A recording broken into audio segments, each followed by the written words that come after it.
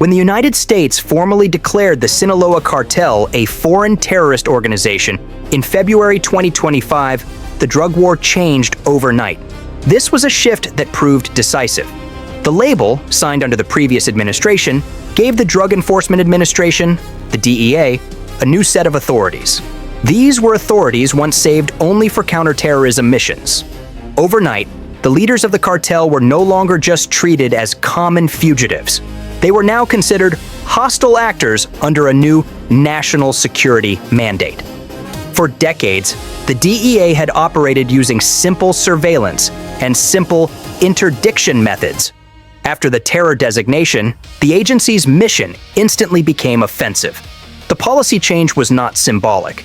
It entirely rewired the legal framework around enforcement. It allowed the DEA to directly coordinate with defense and intelligence branches. The agency could now employ classified national assets and strike with surgical precision. What began as a simple administrative reclassification quickly evolved into a new and powerful operational doctrine: the precision raids. These were not like the old police actions. These strikes were modeled after successful counterterrorism tactics. They were designed to dismantle the entire cartel networks rather than just chase temporary drug shipments. For Administrator Terrence Cole, who had been sworn in just months before, this was the clear path forward. This new approach aimed to decisively break the cartel's top command systems instead of wasting time chasing their low-level couriers. The U.S. government had chosen to directly confront the enemy's system of control, asserting complete dominance over a threat that had grown too large. The full reach of this new approach was first proven during the August 25 to 29, 2025 surge. Across many jurisdictions at once, agents executed synchronized raids. These were supported by signals intelligence and by satellite reconnaissance. When the operations concluded, the results confirmed exactly what the planners had intended: efficiency through pure precision.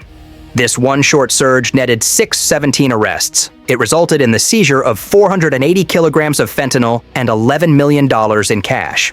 It was a powerful, intermittent reward, a series of smaller wins that built undeniable anticipation for the main victory to come. Each target chosen was first vetted through multi-agency intelligence nodes. This careful step reduced collateral risk and compressed months of old-style police work into mere days. This was not random, scattered enforcement. It was engineered disruption. The message to the cartels was loud and clear: your luck has run out. Behind this tactical success lay a broader, more dominant philosophy. The United States would now treat the cartels as integrated systems, just like any other enemy of the state. The DEA's old methods had only managed to isolate individual traffickers. The new foreign terrorist organization framework instantly allowed for operations that attacked the entire cartel infrastructure. Before we get to that, I need your help. I'm trying to hit 50,000 subscribers by the end of the year, and I need your help. So I would really appreciate it if you could subscribe and help me out. This meant hitting their finance, their logistics, and their communication networks all at once. Joint tasking orders allowed powerful collaboration with the Department of Defense, with Cyber Command, and with the Treasury Department's powerful OFAC units. The fusion of criminal and counter-terrorist tools instantly blurred the old, historic boundaries between law enforcement and warfare. Administrator Cole strongly defended this effective merger as a necessity against a transnational enemy that was operating at a military scale. This was the necessary escalation that met the threat head-on. At the heart of this deep transformation stood Project Portero, a strategic campaign designed to identify and neutralize the enemy's gatekeepers. These were not the famous kingpins or the public faces of the cartels. These gatekeepers were the quiet, invisible operators who managed the border corridors, the money transfers, and the cross-border supply chains. The initiative smartly targeted the cartel's choke points instead of their public figureheads. Each gatekeeper controlled a vital conduit: the flow of illegal arms northward, bulk cash southward, and deadly synthetic opioids in between.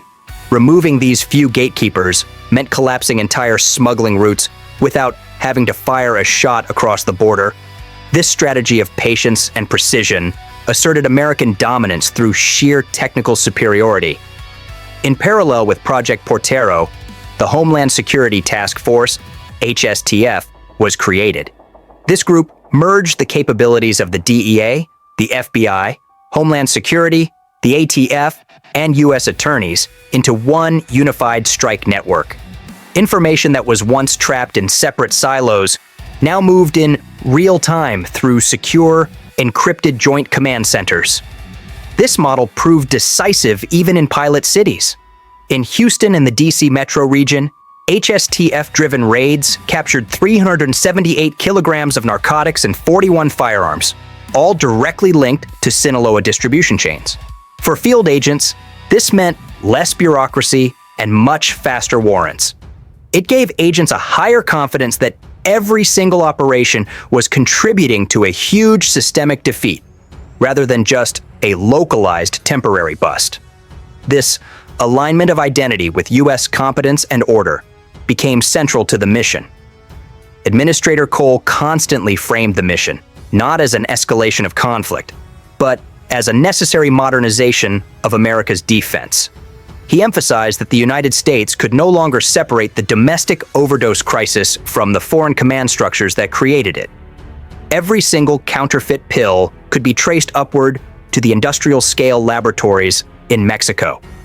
Treating the cartels as terrorist entities fully justified the use of national defense intelligence assets. This meant everything from powerful reconnaissance drones to the algorithmic mapping of hidden financial flows. Critics wrongly argued that the boundary between policing and war was dissolving. But supporters countered with the simple, humbling fact that the cartels had already erased that boundary years ago. The early results confirmed the immediate and devastating impact of this new posture. Within just 6 months, several regional logistics coordinators were captured. Laundering networks that stretched across Arizona, Texas, and California were swiftly frozen through powerful Treasury sanctions. The precision raid model decisively replaced the old broadnet investigations with surgical, deliberate strikes based on predictive analytics.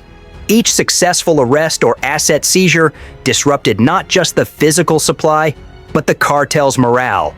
The cartels, who had long been accustomed to fragmented, easily defeated opposition, were now facing a synchronized federal response that could hit multiple layers of their operation at the exact same time. The psychological shock to the enemy was immediate. Surveillance intercepts recorded clear evidence of internal panic within the Sinaloa operational branches. In humiliation, their leaders were forced to reroute shipments through lesser, riskier corridors. They were forced to increase their internal security and resort to counterintelligence measures once associated only with weak insurgent groups. This forced, panicked behavioral shift fully validated the DEA's core assumption. When treated as terrorists, the cartels started to act exactly like terrorists: nervous, easily compartmentalized, and completely reactive. Before we get to that, I need your help. I'm trying to hit 50,000 subscribers by the end of the year, and I need your help. So I would really appreciate it if you could subscribe and help me out. The U.S. agency correctly interpreted this reaction as clear progress. This was the classic tribal dynamic. Adversaries humiliated, the U.S. asserting complete dominance. Still, the transformation carried certain risks, which the U.S. was ready to accept. Some analysts warned that militarization could provoke a desperate retaliation or deepen local violence in the border regions. Mexican authorities cautioned that unilateral raids could undermine cross-border cooperation. Diplomatic cables from Mexico City politely stressed sovereignty, reminding Washington that cooperation, not coercion, was the best path to long-term stability. But within the DEA, these warnings were noted, but they were not decisive to the mission. Administrator Cole correctly insisted that deterrence against this existential threat required undeniable credibility. He knew that partial, half measures had already failed an entire generation. From Washington's perspective, the fentanyl epidemic represented an existential threat comparable to foreign terrorism. The Foreign Terrorist Organization designation correctly reframed the problem as one of national defense, not just public health. Resources that were once tied up in counter-ISIS operations now immediately flowed toward the powerful counter-cartel missions. Intelligence analysts who were accustomed to tracking militants in Syria suddenly began mapping complex smuggling corridors in Sonora. The continuity of methods successfully blurred geography but sharpened the purpose. The government's message was unmistakable. Trafficking networks that threaten American lives will be confronted with the exact same precision and force once reserved only for external enemies. Project Portero exemplified this decisive doctrine's logic. By dismantling the logistical gatekeepers, the DEA sought not endless cycles of arrests, but total systemic failure within the cartels. Every single neutralized node in the network weakened financial throughput and slowed the production chains to a crawl. Reports from joint task forces indicated measurable, immediate declines in cross-border shipments. The adaptability of organized crime ensured temporary rebounds, creating a momentary near miss that proved the cartel's inherent weakness. Still, each collapse provided critical data to refine future operations, forming a permanent feedback loop between intelligence and field execution. The Homeland Security Task Force quickly turned that crucial feedback into a new legal structure. The HSTF's layered, unified design allowed prosecutors to build unified cases that combined narcotics, money laundering, and even terrorism statutes all at once. This legal framework made extradition and asset seizure much faster. It leveraged the synergy of multiple agencies instead of letting them compete against each other. By September 2025, the HSTF coordination had produced indictments against several Sinaloa commanders under material support for terrorism charges. This marked a strong legal precedent. These decisive filings signaled to foreign partners that the U.S. now treated cartel operations with the same grave seriousness as warfare. At the tactical level, the precision raids replaced the humiliating optics of prolonged standoffs. They were brief, high-impact encounters. Body cameras and drone feeds captured entire operations lasting mere minutes, rather than tiresome hours. Each action was executed under strict protocols, emphasizing capture or swift containment. This minimized civilian exposure while ensuring the maximum possible intelligence extraction from detained suspects. The emphasis on speed and simultaneity completely restored agent morale after years of attrition against adaptive cartels. The difference was visible to everyone: cohesive command, measurable objectives, and political backing strong enough to sustain the decisive momentum. The political cost of this shift remains measured in diplomacy. Mexico's understandable refusal to formally endorse Project Portero underscored how national sovereignty collides with the ultimate security imperatives. Nevertheless, informal intelligence sharing persisted through joint liaison officers. For Washington, the silence from Mexico was preferable to outright obstruction. For Mexico City, the optics of direct U.S. intervention demanded a certain public distance. Yet between them, the operations of relentless precision continued without pause. Each side justified its quiet position under the same principle: the protection of citizens north and south of the border. This served as a powerful relief loop. The broader consequence of this operation reaches far beyond just narcotics. The Foreign Terrorist Organization designation has established a clear precedent for treating transnational crime under national security law. This precedent could easily extend to cyber trafficking or other illicit finance networks. Supporters correctly hail this as the long-awaited modernization of enforcement. Either way, the clean distinction between counterterrorism and counter-narcotics will never return to its previous simplicity. The threshold of acceptable threat has shifted permanently. For the brave agents who execute this new policy, the change means authority paired with great responsibility. Every raid now carries a large political consequence. Every success recalibrates future expectations. The DEA, once a reactive agency, now acts with powerful initiative. This transformation was born not of ambition, but of sheer necessity. The fentanyl crisis demanded a response that was fully proportionate to its devastation. The FTO designation supplied the strong legal framework to deliver it. Precision raids are the dominant expression of that new authority in motion. They are targeted, data-driven, and coordinated at a scale that finally matches the enemy's own immense complexity. The DEA's campaign against the Sinaloa Cartel proves how definitions must shift when the survival of a nation is at stake. What began as simple law enforcement now carries the cadence of a serious strategy. What started as policy now operates as an undeniable doctrine. Whether this model endures or fractures under future political change remains uncertain, creating a cliffhanger that underscores the current stakes. But the trajectory is completely clear. From the FTO designation to Project Portero and the HSTF's total integration, the United States has crossed a new threshold where precision, not simple pursuit, defines the war on drugs. Within that precision lies the promise of complete control. The new DEA strikes mark a fundamental redefinition of power in the global drug trade. Instead of chasing the visible, expendable symptoms, the street dealers, the corner networks, the low-level runners, the agency has gone straight for the enemy's spine. Operations now focus on the cartel logistics hubs. These are the critical arteries where drugs, money, weapons, and illicit influence all intersect. These are not symbolic raids or reactive pursuits. They are surgical strikes on the exact infrastructure that sustains the criminal empires like Sinaloa and the CJNG. For decades, enforcement efforts treated cartels as a mythical hydra, cutting one head only for two more to always grow back.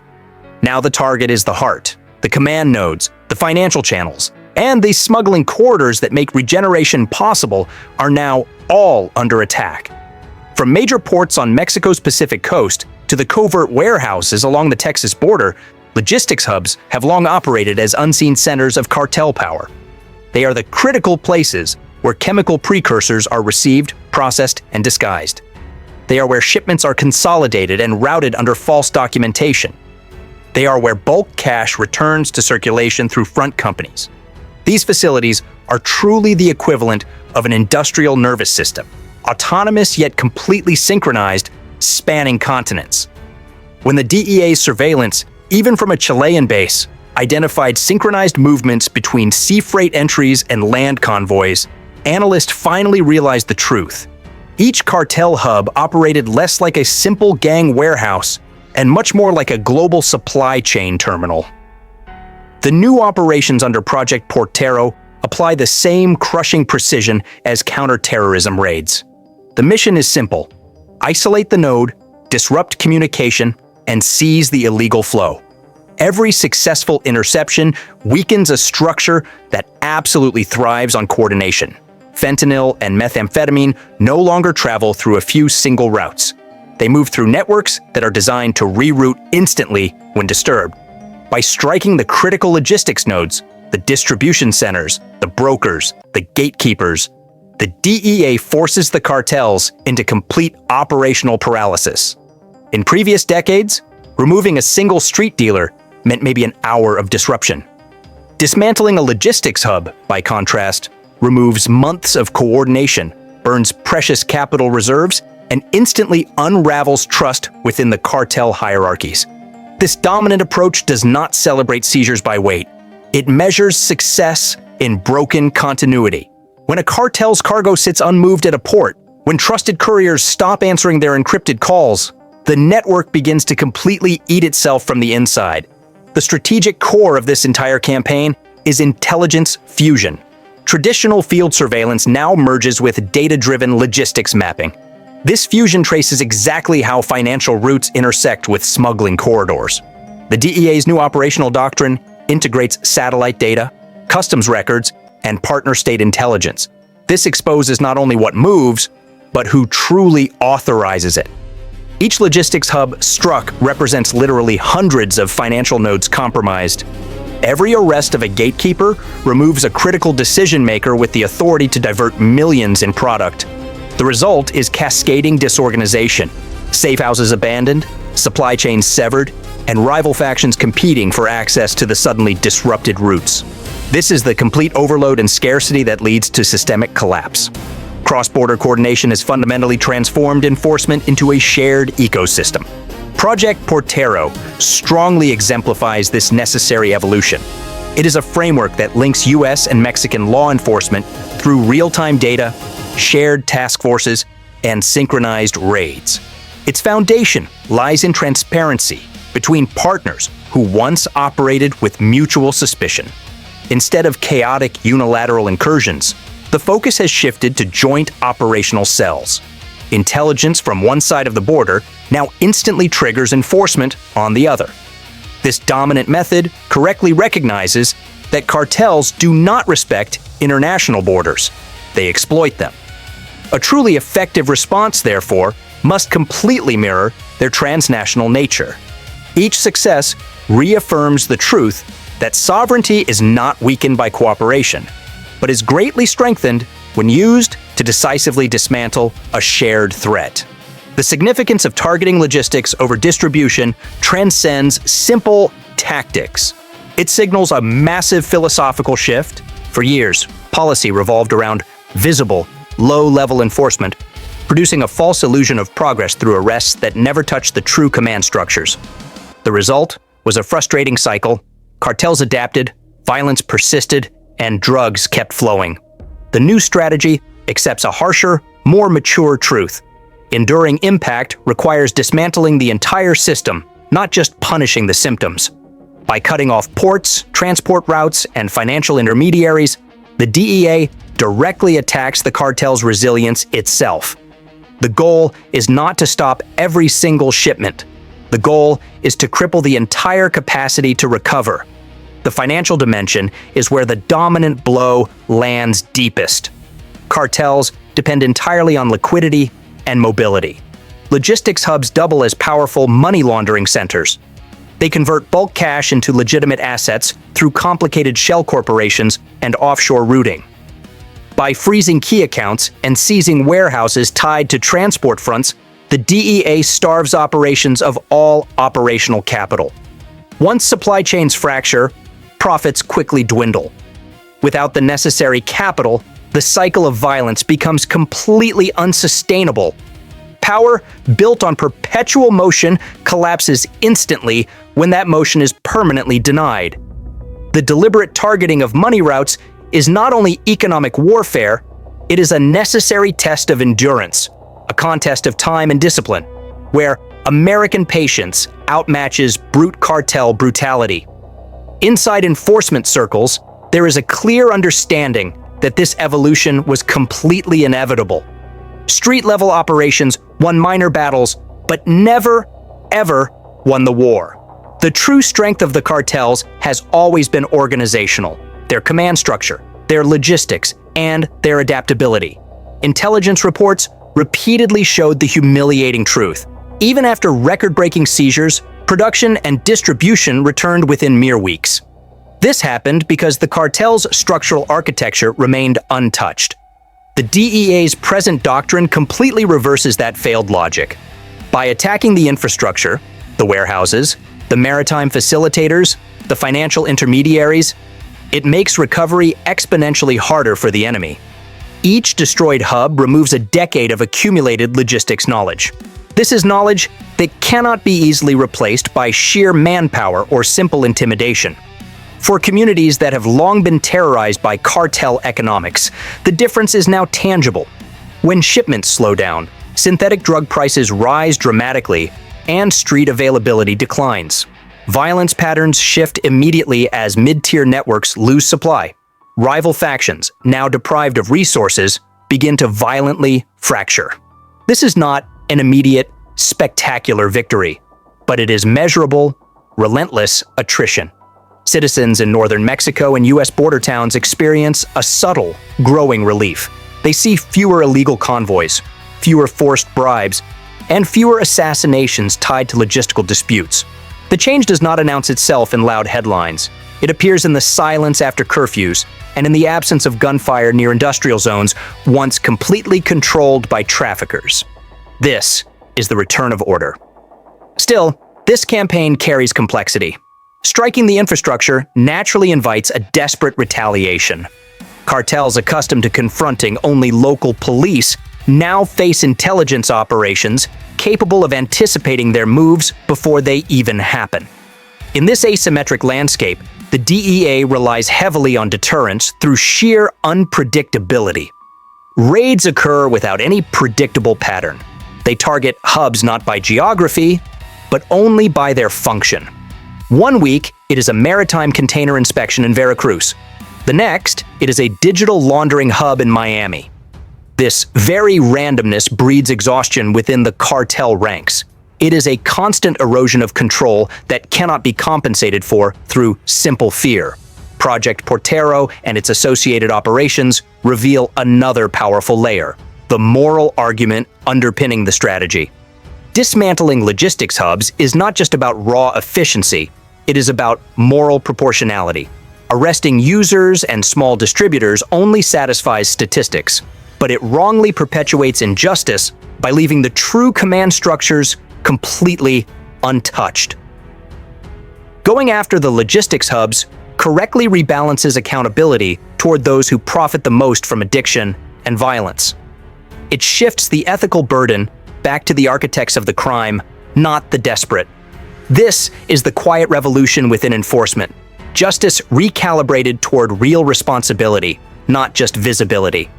The full success of this effort depends entirely on endurance.